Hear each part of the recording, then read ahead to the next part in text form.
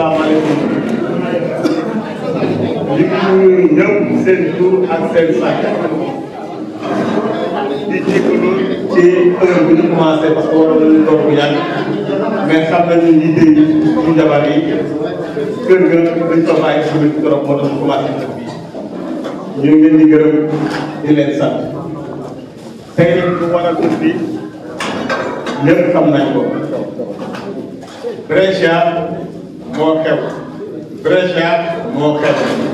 Brescia moo woote Brescia benn woote ci sala mooy bu ñu yàlla jàppale ñun ñëpp le soir du 24 février ñu ne ci le président Macky Sall ci loolu maa ngi jiital nuyu bi parce que toujours boo dee xale bu la joxee kàddu da ngay daal di njëkk gërëm mag ñi ñoo ngi nuyu damay profité wala président ñu fi nekk présenté wu ñëpp ñu fi nekk maa ngi nuyu suñu grand suñu mag ñun ñëpp muy Ibra Mbengue Ibra Mbengue du ma ko présenté moom dina présenté boppam bu loolu weesoo maa ngi nuyu suñu grand waagaan bu loolu weesoo maa ngi nuyu aussi suñu yaay suñu jigéen bu mun góor ñu koy woowee Yaaya Jaaba maa ngi leen nuyu. bu loolu weesoo ñun ñëpp xam nañ ne Brescia bennoo la ñuy wax léegi bennoo mais bennoo dafa am lu mu fekk maanaam waa APR waa mouvement bi ak alliés yi di ci présenté Jacob Badiane bi ñu taxawal tey UCS bu Abdoulaye Baldé bu loolu weesoo waxaa sànq yaay jabaat mooy président mouvement bi tax sax mu nañ wax ne lii am bu loolu weesoo maa ngi ciy présenté aussi suñu grand Sow moom mi yore une chargé de communication léegi fi wax ji bañ a bëri dañuy jël kàddu bi rek jox ko ñi ko yooleel mais balaa may joxe kàddu bi dafa am benn rek lu may wax jëmale ko ci président Macky Sall dama doon wax démb di ko waxaat tey nit ñi tàmm nañu soo nekkul président boo nekkul dara ñu fal la jàpp la mais bés boo demee ba falu ñëpp bañ la parce que kuy candidat rek gis nañ ko fii dañ koy yóbbu nga nekk président rek ñu commencé la bañ parce que lii ak lii nga def waaye dafa am lu xam ne doomu aadama bi tudd ci kër àdduna mën koo bañ président lenn rek mun ko wax parce que dañ ko sant pour liggéey te yaakaar nañ ñi fi toog ak ñi fi new dem kenn amul sañ-sañ na Macky Sall liggéey ku ko wax da nga gëmul yàlla leneen li ko ci wax daf ci boole lii daf ci boole lii waaye liggéey def la ko te ñun nag suñu liggéey la ñu amal solo kuy liggéey Sénégal moo ñu tax a jóg loolu moo war a tax tey ñun ñi immigré waxoon naa ko nag ñëpp dinaa ko wax tey président yu bëri jaar nañ waaye immigration wala immigré dafa mos a doon immigré rek maanaam jóg uti lu ñu am jël ñetti président rob na ci Abdou Léopold Senghor Abdou Diouf Abdoulaye Wade mais am na benn président bi toogoon ne immigration ci boppam tudd immigration jël benn ministre teel ko immigration jox ko ministère boo xam ne daf ko yóbbu lu dul xalaat problème immigré yi Macky Sall moo ko def beneen assemblée générale assemblée nationale du Sénégal immigré kenn ku ko présenté ay béykat yi am nañ ku leen présenté nappkat yi amoon nañu ku leen présenté ñëpp Sénégal amoon nañu ku leen présenté ba mu des immigré kan moo ko fi créé Macky Sall te bu muy wax immigré mënoon na toog sax jël waa APR immigré mais dina dafay boole ci po bi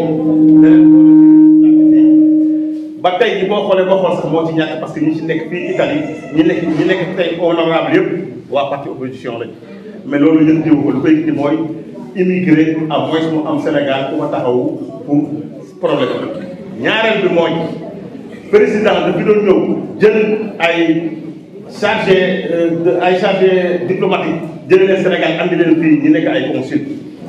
Macky Sall moo fi toog ne problème mu immigré moo ko mën a lijjanti looloo tax tey jii kan la fi jël suñu mag suñu rak ñii di tànk muy maanaam madame la consul tey jii immigré la te Macky Sall moo ko fi teg kon boobu ku ne Macky Sall immigré yëgu leen da ngay wax lu la neex beneen ci des président jël na fi def 5 ans ay oto mu ne leen bu ngeen ma fale dinaa jël 5 ans yi génne ko te ñëpp wóor nañu ne génne na 5 ans yi def ko 8 ans te bu soobee yàlla bu ñu ko indi bi ñoom dina ko defal ko 8 ans loolu rek la amoon lu may wax maa leen di gërëm di leen sant wax ji nag damay jël kàddu gi jox ko suñu grand bi nga xam ne moo fi nekkal tey mun naa wax Macky Sall muy Ibrahima asalaamaaleykum mbooloo mi maa ngi leen di nuyu kenn ku nekk ci turam ak santam di leen gërëm te di leen sant ak yéen waa APR ak ñi nga xam ne maanaam ay élèves lañu ak ñi nga xam ne duñu politicien parce que ñëpp a fi daje wax dëgg yàlla di kontaan nag ci daje bii nga xëy daje nañ ko fi ndax wax dëgg yàlla dañu ne mbooloo mooy doole te fii ku leen gis xam ne vraiment seen ànd rafet na te li ci nekk nag moo di ne ñun ñëpp kenn ku ci nekk maanaam kenn nga yaakaar muy président Macky Sall ñi fi nekk muy juróomi candidat yi li fi nekk nag moo di ne ñun ñëpp nañ yëkkateendoo dóoreendoo suñu ko defee danañu am ndam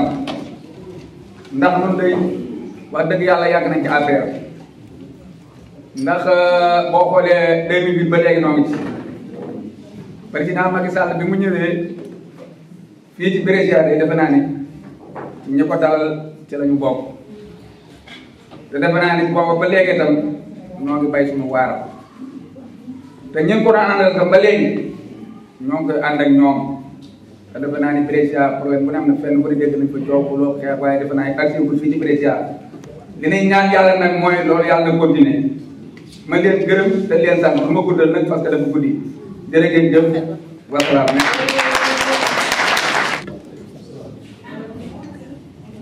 asalaamaaleykum. maa yaakaar ne nuyoo moom ma ne asalaamaaleykum sunna la. maaleykum salaam di farat. waaye bëgg leen farat xanaa. asalaamaaleykum kañ na. yaa ngi doon fay. suñu position wax dafa jafe dafa métti. ndaxte te débat la bi ma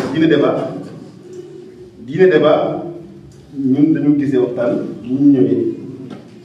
ñu déglu gis ñu nopp xëy na da ngeen ñu cëral rek ku sañoon a bañ sañoon a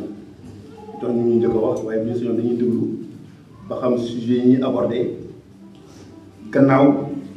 ñu sant yàlla Rasulullah sallallahu alayhi wa sallam sant bi li nga xam ne mooy suñuy tànk mooy dox ko président de la République Macky Sall def un second mandat au premier tour suñu wax nag dafay jafe loolu comme ni ma ko waxee rek njëlbeen bi ñu ngi sàkku nag déglu ba xam yan sujet la ñuy abordé pour ñu mën ci yokk suñu grain de sel parce que bu ñu waxee rek danañ faxastalu ndax boo jiituwul ba pare ci mbir bëgg cee njëkk a wax wala nga njëkk cee def antal ngaa faxastalu te fi ñu toll nii faxastalu xajul fenn parce que ñun ñëpp benn lañu ñoo bokk objectif li ma ci ñambaas tuuti rek mooy ñun ñi ñëpp am nañ suñu bopp am nañu suñu bopp Macky Sall am nañu li ci am solo mooy ñi topp suñu ginnaaw te ànduñoo ñun comme li ñuy wax 17% yoo xam ne c'est des gens sceptiques ñoom xamaguñ fan lañ jëm xëy na loolu dama leen koy sànni rek mu bokk certainement ci teewaay yi di gërëm ñëpp di gërëm jotaay bi tey dégluwaat comme ni ma wax rek da ngeen représentant du CS de Abdoulaye Baldé ici à Abidjan maa ngi leen di nuyu ñëpp di kontaan bu baax a baax si seen teewaay bu tey bii li nga xamee benn bopp yaakaar moo fi woote tey pour un seul objectif bu nga xamee moom la ñuy jóg ñun ñëpp fii ñi nga xamee ñu ñoo nekk émigré de la diaspora ici en Abidjan ñu bokk benn liggéey ñu bokk benn objectif bu nga xamee mooy lan tous les intérêts des émigrés liggéey bu nga xamee moo nekk dans le programme de notre président le lion Macky Sall. tey ñun comme UCS de Abdoulaye Baldé xam naa ne ñëpp ñu ngi laaj pourquoi Abdoulaye Baldé moo rejoindre Macky Sall. dañoo toog ñu gis suñu bopp ñu gis que liggéey bu ñu nekk di def le même programme qu'on a eu nous Abdoulaye Baldé a rejoint les mêmes objectifs que notre président Macky Sall pour mu yoroon au Sénégal mooy les intérêts de tout le Sénégal. donc moo tax inutile d'aller faire une lutte bu nga xamee suba peut-être ñun dañuy des ci ginnaaw. moo tax en ayant le même programme avec notre président le lion Macky Sall ñu dem loxo bu nga xamee moom la ñuy talal depuis boobu ba léegi ñu dem fekke ko ko pour ñu mën a liggéey ensemble. donc maa ngi leen di gërëm yéen ñëpp gërëm tous les alliés qui sont là que ce soit le parti de l'UCS que ce soit le parti de Abdoulaye Fada et di leen ñaan yéen ñëpp les élections qu'on est en train de travailler ñu bokk benn ñun fii ñu toogee fii comme mu waxee suma vice-président Etienne qui est là le modérateur de cette rencontre d'aujourd'hui et mon vice-président ici à Brescia. On a un seul objectif aujourd'hui ici, c'est de réélire notre président Macky Sall au premier tour. Je suis désolé pour le petit nombre qu'on est ici, loolu wonewul notre président Macky Sall. maa ngi yaakaaroon et même auprès de nos objectifs aussi de l'UCS d'avoir un nombre bu nga xam ne tey salle bi tey on allait pleurer aussi de personnes. mais taxul les mêmes gens qui sont là nous sommes des gens qui vont drainer beaucoup de personnes dimanche prochain au niveau des élections. maa ngi ñaan ñëpp képp ku fi toog suba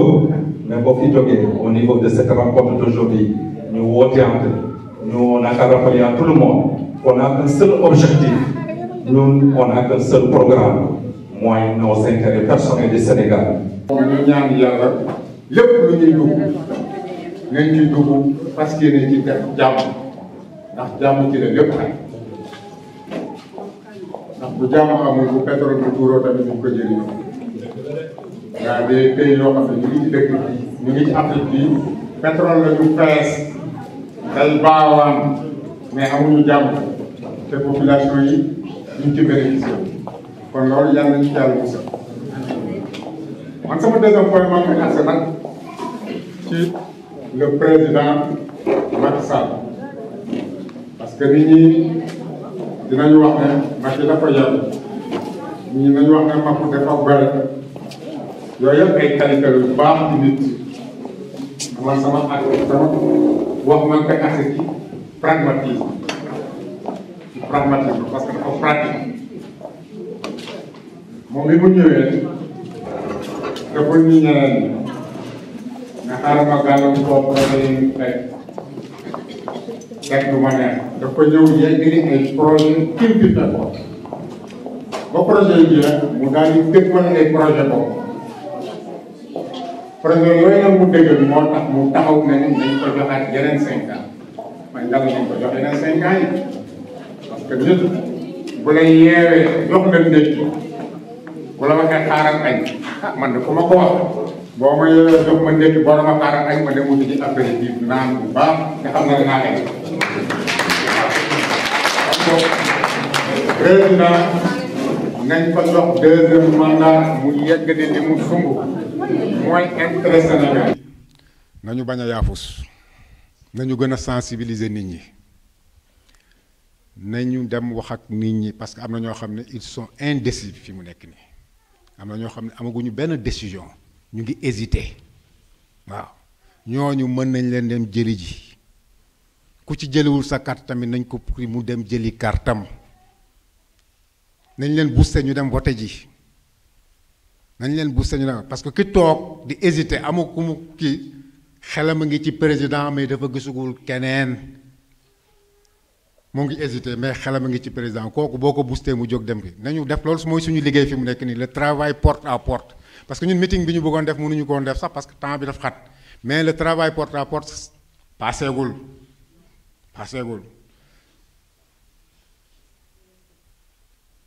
loolu moo ci des fexe ba daal ba semaine bii ñu booster nit ñi ñu dem liggéeyi ji maa ngi jégalu nag ci guddal bi te dama bëgg toujours bu ñuy waxal président ñu koy waxal li nga xam ne moom la def ci lu baax parce que sànnikatu xeer yi ñoom lu bon rek la ñuy wax ci moom waaw te ñooñu loolu mooy seen intérêt daal ñun nag moom suñu intérêt mooy di ko waxal toujours li mu def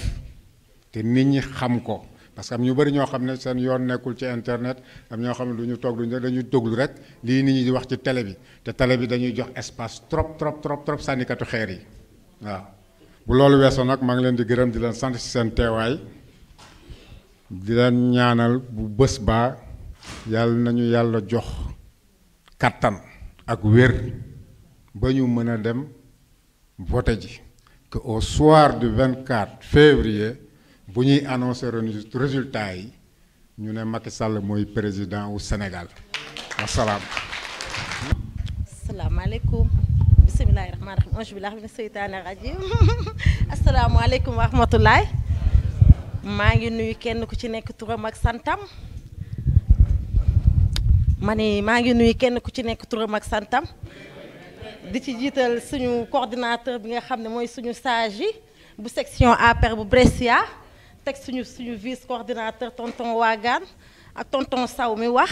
ak waa Balde bi fi wax sànq ak ñëpp parce que coalisation la ñu wax ñëpp la ñu wax pour liggéey président ku gis lii tey sa xel dal fii ci Brescia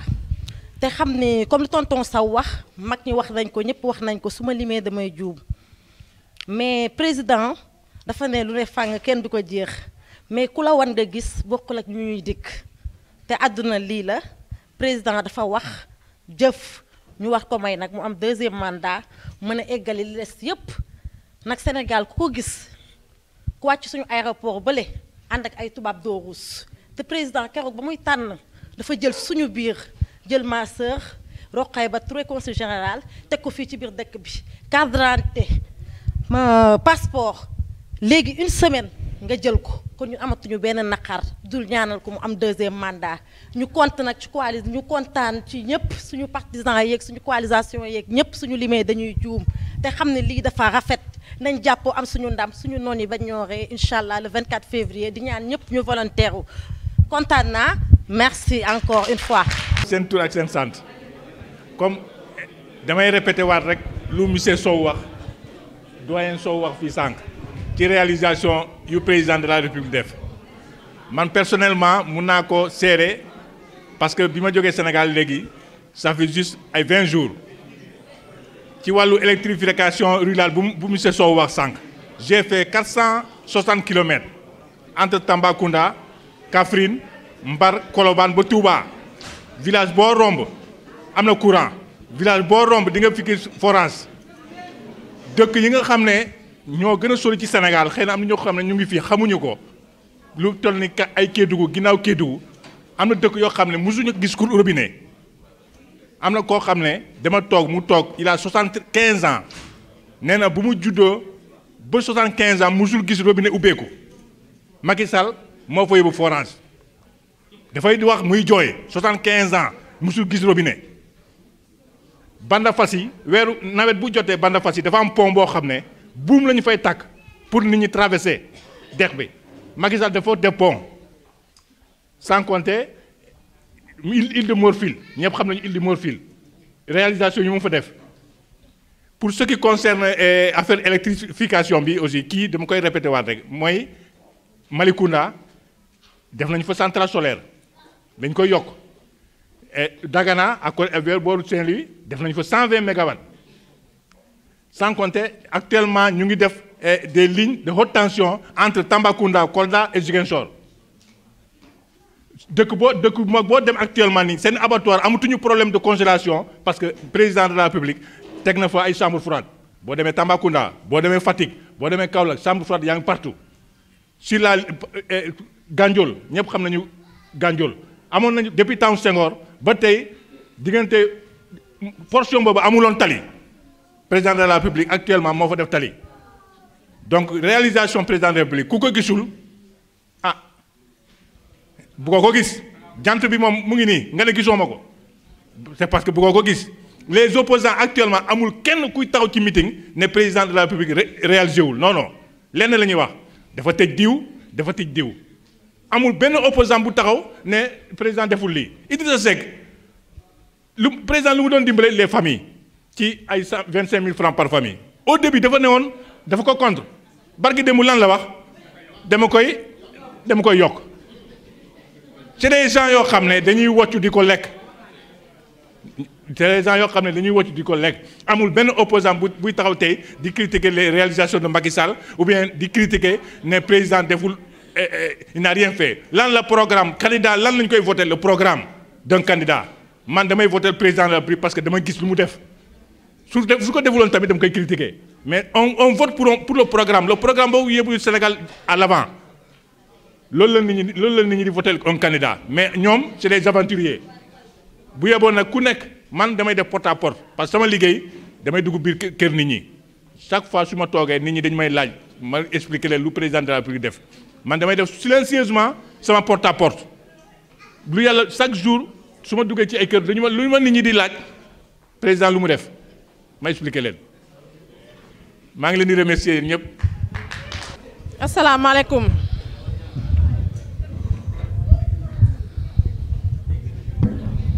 asalaamaaleykum maa ngi leen di nuyu yéen ñëpp seen tur seen sant di kontaan ci parole bi ma jox nii parce que tey dama xaw a sonn di nuyu ñëpp di kontaan suñu organisation bi tey di gërëm sama frère sama xarit Ibrahima Mbengue xam ne depuis 2009 ñoo ngi ci APR ba heure bi tey di gërëm tamit sama càmmeñ Zal Touré xam ne dañoo ànd bu rafet ak moom di jàppale président Macky Sall kon nag man li ma siy wax bariwul daal di leen xamal ne li si des bariwul damaa bëgg daal fi mu ne nii ñëpp def porte à porte waxtaan ak nit ñi waxtaan ak ku nekk am di jàmm yi waxtaan ak ñëpp dugg si kër yi expliquer nit ñi bu dimanche tamit incha allah ñu taxaw takku ba dëgër taxaw jàkkaarloo ñoom. daal wati si jàmm ak salaam yàlla may ñu ndam fii si Brescia incha allah loolu la ñuy ñaan waaw di gërëm tamit Zal Touré xam ne suñu mouvement bi ñu ko sosee ba léegi jàmbaar la ndax xam ne ay jigéen ko ànd ak ñoom dangay xaw a sonn lu nekk nañuy laaj lu ne nañuy def ba suñu togg yi daal xaw na sonn waaw léegi nag di gërëm ñëpp mouvement bi wax dëgg yàlla ñu ngi gërëm ñëpp ndax bu dimanche incha allah na ñëpp takku taxaw wate si jàmm ak salaam yàlla may ñu ndam incha allah ñu fete ko fii si Brescia parce que président Macky Sall la Brescia daf ko ñor parce que keroog wax na ko en Milan ne Italie daf ma ñor surtout nag Brescia li ngeen di def nag toujours ba Brescia ñu leen di gagné moom jaaxal na ko léegi nag na leen booloo ànd nekk benn xol yi nekk benn ku nekk li ngay wax na nekk dëgg ku nekk li ngay wax na nekk si yow bu boobaa bu ñu ko defee dinañ mën a am ndam fii à Brescia mais nag su fekkee ne xol yi ànduñu li ñu ku nekk looy wax àggul si sa xol yaakaar naa tamit ni woon rek lay demee te ñaanuñu yàlla loolu maa ngi leen di gërëm di leen sant. leen siyaare di rafetlu it jataay bi tey di rafetlu xel yi ñi daje fii tey ndax li ma jàpp man yaakaar naa ne borom xel yu rafet yu sell ñoo fi daje tey ndax ñi fi jaar ñëpp li ñu wax kenn mënu tujee teg dara waaye nag Macky Sall mu ab liggéeyam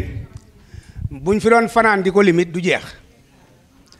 ku bëggul a gis nag bëgguloo gis waaye ku fi doon fanaan di ko limite du jeex waaye nag nit bu xelam rafetee te muy jëfe xelam ak xalaatam dafa am yoo xam ne yii waru ci tàbbi ndax yéen kenn rafetlu nag ki nga xam ne kii daa dem ca tool yi bay ba mbay mi ñor mu andi ci kër gi taal togg ba mu ñor ba muy baaral mu ne indi leen ndab yi ma yekk ñu lekk dees na ko fa bàyyi di wax ak gàddu gob bi jëm ca tool ya est-ce que loolu jub na ki nga xam ne kii bay na ba mu ñor mu indi taal togg ba mu ñor ba mu baaral teg leen ndab yi ma yekk ñu bokk lekk ñu ne nañ ko fi bàyyi ka gàddu gob ba di dem tool ñu di ko topp ndax loolu rafet na loolu yaakaar naa ne am xel mënu koo nangu te coow li muy bari bari wàcceel ma yéeg rek moo fi nekk wàcceel ma yéeg moom du wax du wax ci moom jàmm du wax salaam wàcceel ma yéeg nag jërul déglu nit ki bu booy xalaat sam xel da ngay xool ki nga jox réew mi temps bi nga ko jox ak lim fi def lan la ndax sëñ Modou Moustapha sama turandoo nee na woon nawuma ku tàmbali ku àggale laa naw biñ ko joxee réew mi mboolem projet yi baax yi mu fi fekkoon yépp àggale na ko loolu kenn wérantewu ko àggale gu mucc ayib ñi fi jaar léegi wax nañ ko koo mën a àndal tey tubaab boo mën a àndal ak fu mu mën a jóge tey bu ngeen àndee wàcc aéroport doo sëgg autoroute baa nga nee wax nañ pont bi léegi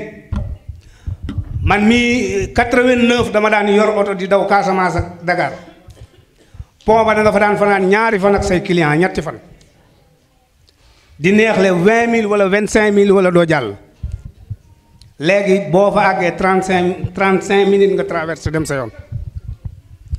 ak li nga xam ne lépp budul woon dara Macky Sall li ko yàlla wërsëgale ak maanaam ni mu jige Sénégal képp bi mu fi toogeek léegi li am Sénégal lépp loo xam ne ci ay loxoom la sottee kon nag loolu waruñu koo mën a nëbbu waruñu koo mën a laxas damaa bëgg ñu maanaam nit ñi sénégalais kenn dafa xamul lu mu bëgg kenn xamul lu mu bëgg ma ne su la xam lu mu bëgg ndax day dama lay wax am bu ma la nee am bala maa téye nga commencé ma xarab ndax ki nga xam ne kii maanaam jox nga ko réew mi boobaa léegi mi ngi doxal lim fi fekkoon lu baax àggale na ko sos yëfi boppam ndax man danaa nekk ci biir gaal nekk ci biir géej gi douze yi jëlaañoo ma jox ab capitaine muy dawal di dawal ba may jub tefes gi ma ne leen nañ bàyyi wàccee capitaine bi jox ab apprenti est-ce que loolu xalaat na ko xalaat ki nga xam ne yéegagul moom lu ne mën na koo wax mën na maa def nangam bu leen neexoon sax mu ne mën na maa dem cet asamaan sa wàccee fa ay xéewal di ko indi ndax yéeg rek la bëgg mais nag réalité la ñuy wax réalité la ñuy wax te it bu nit rafetloom xel xam ne même Amérique gii ngay gis c'est très rare nga gis fi ndegam mas naa am ci histoire Amérique yi bariwul benn président nga jox ko benn mandat képp jox nga ko benn mandat lim fi nekkoon réalisé na ko dem na toppatoo ci ay projet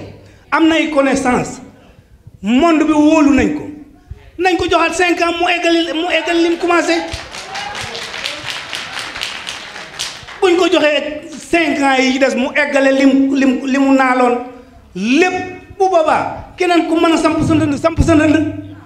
mais nag li fi ñi ngi Afrique ñi ngi continuer politique ku ñu jox 5 ans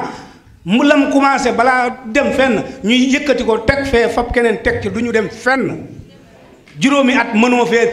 commencé am réew àggale la fa newoon bëgg commencé say projet bopp mën ko fee àggale kenn mënu ko nit bëgg du tee nga wax li mën a nekk ku ñu jox te xam ne xel réew mi maanaam Macky Sall kenn ku ne xam na ne Sénégal fa mu ko fekkoon ci temps crise la ko jël kim fi wuutu woon dafa ne woon du fay salaire yi 3 mois boobu ba léegi ana kan moo fay wut boobu ba léegi gis ngeen mbooleem gouvernement yi fi jaaroon dund bi da daan yéeg a ko wàcc di yéeg a ko wàcc essence bi da daan yéeg a ko wàcc stabilité bi boobu képp ba mu toogee ak léegi est-ce que dégg ngeen fi prix essence bu yokku est-ce que ba dégg ngeen fi ceeb bu yokku est-ce que dégg ngeen fi suukar su yokku loolu donc ku la ko téyel ci temps crise mënatoo am leneen loo ko wax c'est yokk salaire yi barki démb laa jóge Sénégal am naa fa 2 mois et demi sama oto laa yoroon fu nekk laa dem ci Sénégal mais ku waxal yàlla foo dem gis fa loo mën a teg sa loxo loo xam ne lii Macky Sall la ko fa def ci 7 ans ak difficulté yi mu fekk réew mi këri diine yi la fa war a def na ko fa këri di amul benn këri diine bu mën a taxaw tey ne sikkal Macky Sall waaye wax dëgg yàlla ñu bëgg ko fee bàyyi nag dañuy essayé ci koo xam ne kii xamuñu lu mu indi loolu xel mënu ko nangu nañu jàppale Macky Sall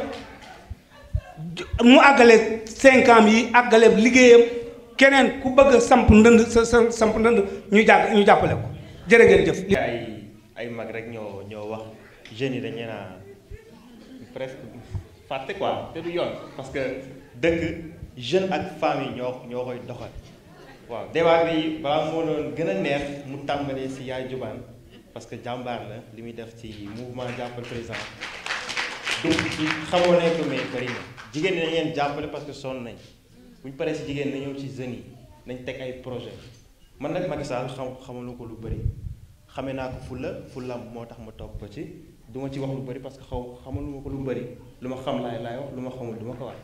waaw nañ leen teg ay projet waaw jàppale jeunes yi fi nekk y a des projets ñun ñu ngi ciy liggéey man maay responsable des jeunes mouvement jàppale président Macky Sall nous avons des projets pour les jeunes waaw jeunes sénégalais yi am ñu ngi jàng fii Italie nañu ci jàppale tamit les femmes. asalaamaaleykum mbooloo mi maa ngi nuyu ñëpp man na tey gan laa fi invité laa maa ngi nuyu di njiital ñëw bi suñu mbokk yu jigéen yi fi toog suñu jigéen yi maa leen di nuyu leen beral nuyoo ndax organisation bu jekki rafet rek lu mën di xeru jigéen ñi la maa ngi nuyu Mbeng di nuyu ñu ma fi fekk ñëpp di remercier ñëpp di kontaan ci lii dafa sedd sama xol parce que man bi ma fi ñëwee léegi ça fait 15 jours maa ngi def porte à porte mais lii dama ko doon xaar dama doon questionné wu ne lan moo tax coalition Benno Bokk Yaakaar organisé dara fii au niveau de Brescia parce que du woon yoon mais bi ma ko déggee jot ci manifeste bi dama ne dama koy teewe yi réalisation président de la République nag moom dafa yomba défendre boo xoolee di nga gis boo làmbee di nga daj boo dégloo di nga dégg c'est très facile amul benn domaine boo xam ne da nga koy laal au niveau du Sénégal te président defu fa dara amul nañ xool 2012 ba muy jël réew ak fi mu ko yeggal tey nañ ko xool c'est-à-dire nit ki il faut que ñu wax ak nit ñoo xam ne ñu am xel lañu moi je pense que ñun ñu toog fii tey taxu ñu wax parce que ñun ñoo bokk benn objectif ñoo bokk benn gëm-gëm xam nañ ne réew mi dañ ko war a joxe le président au premier tour le 24 février li des nag mooy il faut que ñu utiliser li grand waxoon pragmatisme mooy li des bariwul une semaine rek moo des vendredi à minuit campagne bi di jeex on n'a pas besoin ay discours yu bari nañu def porte à porte comme li circulaire bi mu génne woon def porte à porte wax nañu réalisation bi parce que ñi fi toog ku nekk mën nga jël benn réalisation ñun ñi fi toog ñépp ku ci ne mën nga jël benn di ci wax suba ba ngoon te du jeex kon je pense que am nañ lu ñu mën défendre bilan bu ñu mën défendre léegi élection lañu jëm dafa am ku fi nekkoon def bilan am bilan bu leer nañ boo xam ne si tegu na ci yoon ñëpp gis nañ ko am ñoo xam dañu bëgg a toog comme ni kilifa gi waxe ñun liñ gis koo xam ne defal nañu yóbbul nañu réew mi foo xam ne mosuñu ko xalaat ñu ngi wax réalisation mais kañ Sénégal ba léegi fan lañu mos a autoroute à 160 kilomètres mosul am Sénégal ilaa Touba jëm Touba kenn mosu ko xalaat boo wàccee aéroport bu mel mosul am Sénégal kenn mosu ko xalaat agriculture bi gën a wax ne agriculture man ci laa nekk sama domaine la li mu wax gis nga pour la première fois au Sénégal les femmes ont autonomie dans l'agriculture au Sénégal pour la première fois au Sénégal léegi bu la neexee boo bayee ba pare da ngay am assurance pour en cas bu sa mbay yàqoo assurance fay la nit musu ko xalaat ci Sénégal musul am dans la vallée fu mu nekk nii bu ñu bayee bu ko picc yi lekkee wala janax yi lekk ko assurance daf lay fay te loolu nit ñi duñ ko wax parce que c'est des réalisations yoo xam ne dafa sori te le président moo ko fi def mais diaspora bi ñu nekk tey ku ko def 15e région le président Macky Sall ñu ngi liggéeyuñu mais moo njëkk a xalaat indi fi ay représentants yoo xam ne si ñëw immigré yi au niveau de l'Assemblée nationale musul am moo xam nag liggéey nañu wala liggéeyuñu mais tey immigré am na ñu leen wax am na ñu leen jàmbatal donc je pense que li am solo mooy nañ def porte à porte dem wax ak nit ñi man Sénégal laa nekk mais dans la coalition Benno Bokk Yaakaar maa ngi représenté benn mouvement bu ñu solidarité active liggéey ak le président Ousmane Tanor Dieng mais du ñu gis ñaar taxaw muy l'expérience ak l'aventure coalition Benno Bokk Yaakaar c'est l'expérience ku toll le président Moustapha Niasse toll le président Ousmane Tanor Dieng ànd ak Macky Sall jox ko seen bopp nangoo liggéey ak moom loolu c'est l'expérience bi ñu am ci état fi ñu jaar ci état nangu jox bopp Macky Sall c'est parce que xam nañ ne kii ku mën liggéey Sénégal léegi nag du ñu weccee expérience ak aventure ñun ñoo bañ mais nag nañ ko wax nit ñu dégg ko bu baax a baax Sénégal fi mu toll nii stabilité bi mu am ak fi ñu ko bëgg a jëme duñ ko teg ci loxo n'importe qui lu mu leen jaral ñoom pour ñu yàq xel nit ñi nañu ko jaral pour ñu defar xelu nit ñi ñuy waxal ëpp ñu leen xel ëpp ñu ñu xel mais waxtaan la rek ba dugal nit ki ci boppam li nga xam si mooy lu yanu maanaa ku toog ku ne xam nga lu yanu maanaa kilifa yu day ne ñooñu topp ci ginnaaw président Macky Sall c'est parce que kooku ku leen doy la du ñu weccoo Sénégal nag stabilité bi fa am jàmm ji fa am ak fi mu jëm ñuy wax waxu pétrole di wax lu nekk il faut que ñu xam ne Sénégal léegi ay caaxaan yoratu ko ay fo yoratu ko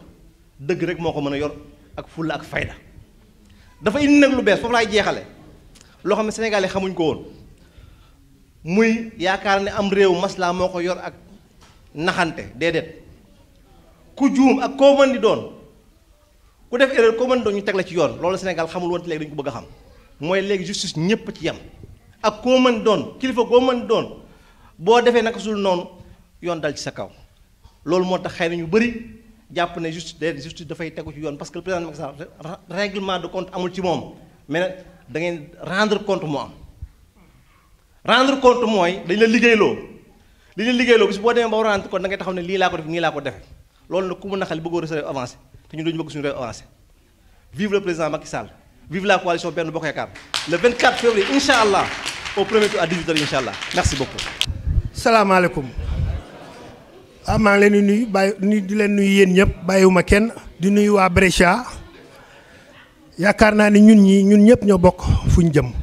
ñoo bokk même yoon mais waxtaan bi dafa am lu des parce que Brescia ci boppam man moo may intéressé li Macky Sall def lépp ñun ñëpp xam nañ ko Sénégal ñëpp xam nañ li Macky Sall def mais nañ wax nu ñuy def ba am Brescia loolu moo am solo toogaay bi liñ fi toog yëpp bu ñu mënoon wut pexe. possibilité waxtaan bokk même xalaat pour mën a def ba am Brescia mooy wax ji porte à porte boobu ñuy wax kooku dañ ko waroon def tey waa Idi yi ñiy jàppale Idi ñoom ñëpp jóg di dugg fu ne ci magasin yi di wax ak ñoom mais lu tax ñun mënuñu ko def magasin yi am Brescia yëpp jël ay groupe ay secteur ñu dem dugg wax ak ñoom lu gaaw détail bu ndaw bi gaw ma ni Brescia mën nañ ko am mais buñ xeexee buñ ko amul dinañ ko jege mais nañ fexe sax ñu jege ko parce que Macky Sall ay soucis yëpp Brescia si la bokk de te ñun ñi ngi nekk Brescia di liggéey di wax li Macky Sall def mais nañ wax nu ñu amee Brescia parce que waa Brescia Macky Sall def na fi lu bëri kon nag na ngeen jóg dugg ci kër yi dugg ci magasin yi nekk fii yëpp wax ak ñoom balaa dimanche loolu lañ waroon jéem a def mais li Macky Sall def ci Sénégal ñëpp xam nañ ko mais instrument yooyu ngeen jël ci li Macky Sall def. mais nañ ko jël wax ak waa ñi ne ci biti wax yi ñu wax fii nañ ko wax ak ñi ne ci mbedd mi pour mën leen convaincre parce que am na ci ñoo xam ne dañuy douter ba léegi dañuy douter nuñ kan la ñuy voteel mais ñooñu mën nañ leen jël am leen parce que wax yi ñu wax fii yaakaar naa ni kuñ ko wax ci biti di nga changer idée kon nañ fexe loolu mu am ñun ñi fi nekk ku ci nekk fa nga nekk ci biti di waxtaan fa ngay liggéeyee opéra bi ngay liggéeyal muy doon sénégalais liñ fi jot a wax ko mu dégg ko mun na tax sax mu changer idée kon nañ fexe ba am Brescia parce que Brescia mooy problème bi Brescia rek mooy sunu problème Italie Brescia mooy sunu problème te pourtant Brescia am nañ fi lépp Brescia am nañ ko fi kon nag nañ fexe ba gañe gis nga Macky Sall ci boppam man lu ma leer la bu ñu gañe woon Brescia fa mu toog dina jóg fecc ba doyal man loolu xam naa ko parce que Brescia ci ay problème am la bokk kon ñun waa Brescia nañ def effort boobu pour won ko même bu ñuy perte sax mais ñu jege parce que niñ ko defee nii du noonu tey gars yi fu ne lañ dugg te lu tax mënuñu ko def ñun ñi moo gën ñu toog di wax fii rek Macky Sall def na lii nañ ko wane ci biti pour gagner Brescia maa ngi leen di nuyu yéen ñëpp. asalaamaaleykum wa rahmatullah maa ngi nuyu ku nekk sa tur ak sa sant am mbégte bi ngeen ñëw wuyu suñu parce que woote na nit ñi wuyu si la dafa neex c'est yaakaar moon salle bi feesee nii parce que jour bi ñi ngi ko prévoir en 48 heures wax dëgg yàlla ndax shérif mi bu ma ko woowee ne shérif dañuy def dîner débat daf ma ne xanaa wéroo ma ne ko nu ñuy def on n'a pas le choix parce que négam léegi dañuy def Benno Bokk Yaakaar foog ñu woo nit ñëpp ñu toog waxtaan ak ñoom c'est yaakaar naa Brescia yëpp benn la c'est da nga am Brescia dafa xaw compliqué c'est ñu nekk si biti di ñuy xool dafa bari c'est fu mu nekk ñëpp a ñu teg bët c'est Macky Sall am na ko ko wax sànq dafa am yaakaar si Brescia daf ko mus a am yaakaar c'est xëy am naa yaakaar mu gagné Sénégal ñëpp a ngi koy wax mais man na mu bëgg mu gagné Brescia parce que bu gagné Brescia fierté suñu loolu moom nee naa na ma si rey sama bopp c'est que na liggéey balaa muy neex ñëpp a si jàpp c'est vrai am nañu équipe bu bien bu nekk si ginnaaw boo xam ne ñu ngi liggéey balaa ma naan sax grand yi mais ma naan jigéen ñi moom macha allah ñoom 100% leen jox jigéen ñi moo waxee jigéen ñi ki lay jiite yaay jabaan parce que bu muy metti ak bu ñu nekk say difficulté dañ ma boole moom ma dem waxtaan ak moom mu bàyyi yépp lu doon def dugg si te 100% ak ñeneen ñi mu àndal moo tax loolu fu mu nekk xaw ma lu ma koy wax mais bu ñu egg si cappaandaw bi ba ñu xam ne léegi la moo si des foog ñu boolee yépp ñu nekk benn c'est la ne foog ma tax sama grand yi parce que nit mënul dem sans am ku la nekk si ginnaaw seen nit na boo bëggee dem si ginnaaw foog nga am mag bu la puus c'est ñooñu nag mooy sama grand bi waa Ibrahima Mbengue ak ñoom waagaan parce que ñii dañu yàgg depuis bu ñu nekkee début APR ba léegi mooma seen nit mënul tëb bàyyi ñeneen si ginnaaw moo tax ma ni Ibrahima Mbengue lu may def ak lu may wax moom laay waxal moo tax mu ñuy waxtaanee ba def Benno Bokk Yaakaar ànd seet waaye seet yu balde be ñépp boole ba mu nee ma bismillah si lañ tàmbale ba def suñu groupe bi loolu ma koy wax nii rek pour kii waat ñu xam ne fekkewuñu ak xamuñu au moins ñu xam moo tax actuellement souvent Étienne danaan amatul ay parti parce que on est tous des frères et sœurs bon léegi dañuy wax yépp bennoo c'est na l'union fait la force c'est ñun am nañu yaakaar c'est man gëm naa ko xaw ma na gëm naa incha allah bu si àndee le 24 bii ndam bi dañ koy jël parce que fu mu nekk ñëpp teg nañu bët c'est xam ne ñoo leen mën fuuf si dañ koy jël bon na amul daal lu ñu def lu dul duggaat ci porte à porte yu ñu def au début avec les jeunes lu ki doon wax parce que ñun xam nañ si lu bari am na si toute expérience c'est grand bi sax xam na si dara en 2009 ce qu'on faisait métti woon na mais amoon na au moins les résultats parce que nit loo def rek mu fay la bon na nañu juggaat c'est pas encore trop tard nañu jéem a def yenn yi le minimum rek la et mu ñëw bon na man def naa fa lay yem lu dul nañu booloo suñu xol boole force yi liggéey jox jàpp si grand yi ñu ànd liggéey incha allah ñu gagné la 24 loolu amul lu muy wax. déclaration finale bi mooy li nga xam ne lii moom mooy résumé wu li ñu fi daje tey li ñu fi wax yépp élection nag boo ko bëgg a gagné da ngay def li ñu naan la loi de la multiplication mooy képp ku nekk ci ñun bu demee këram mu xalaat jéem a boot lu mu bon 10 personnes gëmal boppam ne 10 personnes yooyu dinañ ñëw le jour du 24 voter le président Macky Sall bu ñu nekkee 100 ça fait tout de suite 1000 bu kenn bàyyi loolu na ku nekk fexe rek ak lu mu mun bon lu mu tuut mu gëm ne moom indi na au moins 10 personnes yu voté waaye ñoo sa carte benn carte kese ne damay votel Macky bàyyi ñeneen ñi te y a des sceptiques xamuñu fu ñu jëm ñu dem votel keneen da nga def ay élection pour rien du tout donc le maximum de travail mooy loolu na ku ci nekk jàpp na ku nekk góorgóorlu ci te ñu ñaanalante wasalaam jërë ngeen jëf. li may wax. bu leen fàtte porte à porte bi nag dégg nga dugg leen fu nekk waxtaanale gars yi bu kenn bàyyi fu ne dugg leen fa dem leen ci magasin yi waxtaan leen ak sénégalais yi expliquer leen li Macky Sall def lépp ku doon douter di nga votel Macky jaajëf. waaw bu loolu passé ñu sànni ci ñetti kàddu rek yoo xam ne bi ñu jëlee parole dañ koo xawoon a fàtte ndax tey samedi ne tey ci salle bii sénégalais yi woote woon nañ fi réunion yaakaar naa du ñàkk ñu ko fekke woon ci mbooloo woote woon nañ fi réunion maanaam association bi nga xam ne moo ëmb 11 association yi ci Brescia yëpp ñoo organisé woon réunion bi ci salle bii lañ ko doon defee en même heure ñàkkul ñu nekk ci mbooloo mi ñu ko fekke woon la waraloon réunion bi problème mu maanaam problème mu élection yi lañ doon waxtaane ak it maanaam problème mu nun sénégalais yi ba madame la consul général ñëwoon na fi ba jël fi kàddu yu am solo kilifa yu bari daje woon nañ fi li waraloon waxtaan wa it mooy maanaam ñu jéem nun sénégalais yi sensé suñ ay comportement ndax dem nañ ba nun sénégalais yi dëkk Brescia pour ñu am benn programme ba amatir salle wala ñu am benn fenn fu ñu koy defee problème la ñu ne woon nag nañ jéem a taxaw seetluwaat suñu bopp ndax maanaam la nga xam ne bii moom lañ xamoon ci sénégalais daa mel ne dafa soppeeku ndax fu ñu jox léegi rek bu ëllëgee daañ fa am problème yoo xam ne bu ëllëgee buñ ko laajee autorités yi dootuñu ko nangoo jox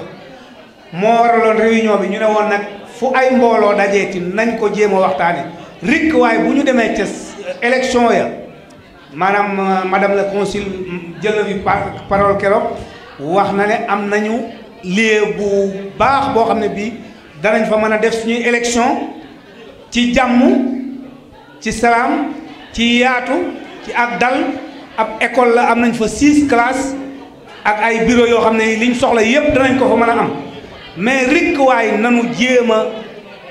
xoolaat suñu bopp maanaam am discipline jéem a roy ci réew mi nga xam ne mii fi la ñu nekk élection dafay am ba jàll daanaka yow boo ci bokkul mën ngaa bañ a xam ne élection am na kenn ku ci nekk na ñëw ak discipline rang fa mu war a rang woteel mbërëm bu wotee jàllee mu jeexal ñibbi dem toog këram bu ca ngoonee ñu déglu résultat yi sunu mbër Macky Sall jël candidat loolu daal bu ñu fàtte fu ñuy voté moom piano la via Branze école kii la école Edi mi ngi nekk su fond bi tout le monde doit être là-bas à 8h incha allah ñiy siégé na ñiy siégé les représentants doivent être dans le centre avant 7h30 ngir yàlla rasul ñëw leen fa 7h30 na war ngeen fekk ah ngeen teel a ñëw na dimbale ngeen ñu rek. waaw man li ma leen di ñaan rek mooy nañu jël image suñu leader parce que xam nga ne Macky bi mu toogee ci jalj bi ba léegi musul répondre provocation du tontu liggéey rek la xam dama bëgg bu bés ba jotee ñu bañ a tontu benn provocation dem voté suñu voté delluwaat suñu kër ku la saaga bu ko faale ku la provoqué bu ko faale waaw ñun daal nañu dawal jàmm nañu def tout ba mel ni suñu leader ni muy taxawee rek ndax moom du tontante liggéey rek lay def waaw kañ jërëjëf di gërëm nag waa télévision DV di leen ñaanal li ngeen di taxawal yàlla na ko yàlla sottil ci daraje Sëñ Fallou Mbacké